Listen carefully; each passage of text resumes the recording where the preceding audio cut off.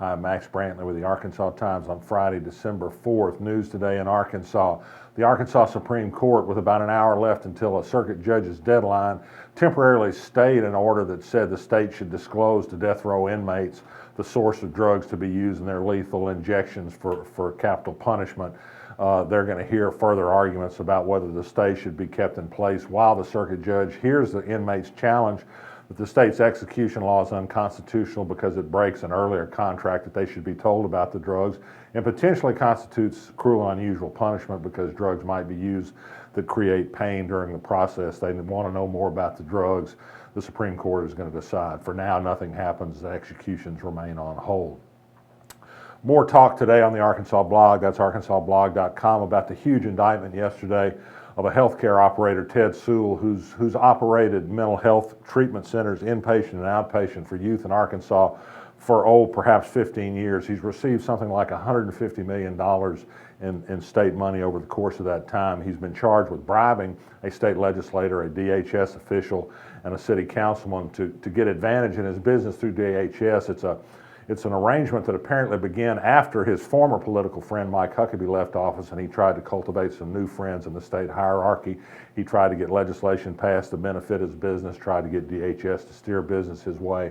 It raises more questions about the political influence on the Department of Human Services, a huge operation that gets a lot of money that's always been under political influence from the legislature. Justin Harris, the Republican, applied his pressure to the agency in the course of getting an adoption that proved controversial and even tragic.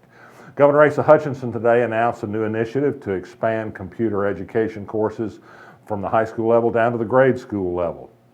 Sad news on US 70 near Hot Springs early this morning. 2 men were killed in a wreck on the stretch of the highway east of town. One of them was the son of the mayor, Ruth Carney. That's Christopher Carney. He's somebody that's been the subject of a cover story in the Arkansas Times over the years for successful rehabilitation process. This is something like about the 15th fatality on that stretch of road between Hot Springs and I-30.